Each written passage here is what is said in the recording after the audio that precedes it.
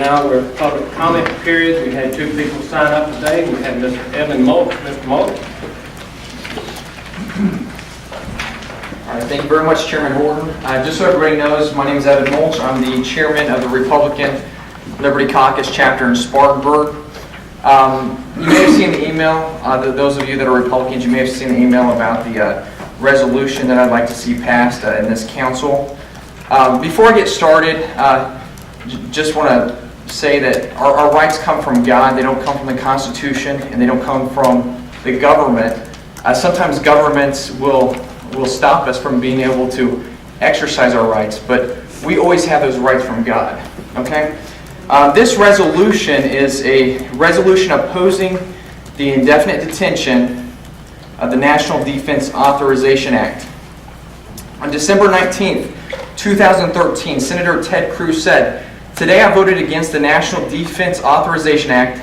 I am deeply concerned that Congress still has not prohibited President Obama's ability to indefinitely detain U.S. citizens arrested on American soil without trial or due process. The Constitution does not allow President Obama or any president to apprehend an American citizen arrested on U.S. soil and detain these citizens indefinitely without a trial.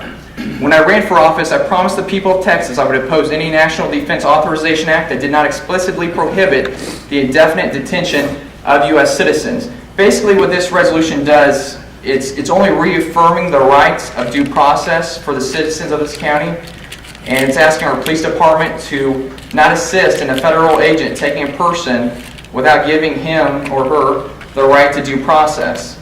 We live in a state where our own senator, U.S. Senator Lindsey Graham, has told us we don't have our rights. Those rights are gone because we're at war. It's an endless war, and it's on American soil.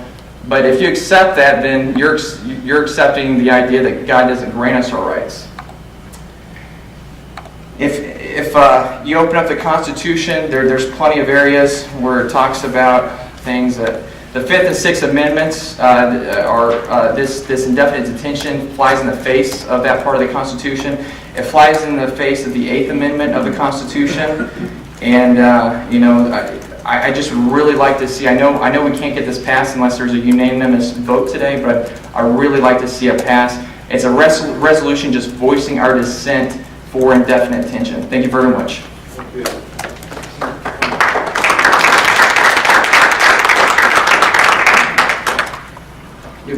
All right. Next we have Robbie Bowen.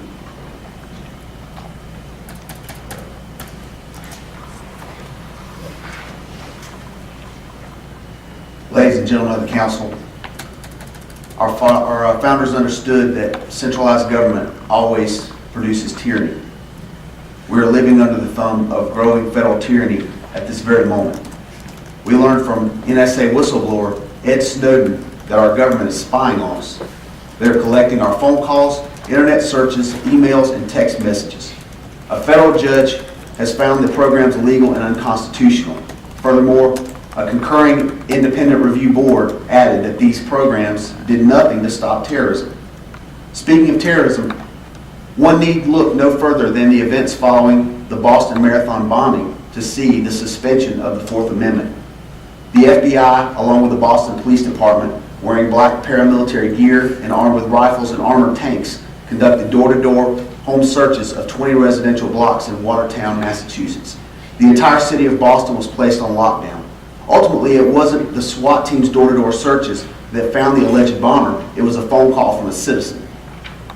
Our Congress has failed to keep their oath to uphold and defend the Constitution by reauthorizing the so-called Patriot Act, thereby enabling the aforementioned abuses, and by passing NDAA, allowing indefinite detention of American citizens without trial. The South Carolina Senate also failed to pass the NDAA Nullification Act last year, and there is no indication that they will do so this session. So we are calling on this council to be our last line of defense. We call on this council to empower our elected Sheriff Chuck Wright to uphold and defend the Constitution and the Bill of Rights in our county. Thank you for your time. Thank you, Robbie. Roger, you want to say something? Yes, sir. I'd just like to, I'm not going to address the the resolution here. I hope that it does come up next month and we can, as a council, can take a look at it. But I just want to say that I think it's really easy for this council and any county council to really think that we're sheltered. You know, a lot of things don't come here. We deal with scrap metal processors or barking dogs or noise ordinances and creating jobs here, bringing businesses in. But, you know, in a country where our president, any president that we have, can, by the stroke of a pen or during a speech sometime, change laws and how they're applied, it's very dangerous. And when you have a state that's tied in so closely with the federal government through different monies that go between the two, really the counties are the only protection for the citizen. And so we play a very important role in this protection. And you know, it's real easy for us to talk about conspiracy theories and you know, cats marching in and all that. But really, there is a place for the county to protect its people, and really, the local government here is probably the last defense that the people have. And I hope we take these things seriously as we should in our country. And I appreciate the council for their willingness to look at it. Roger?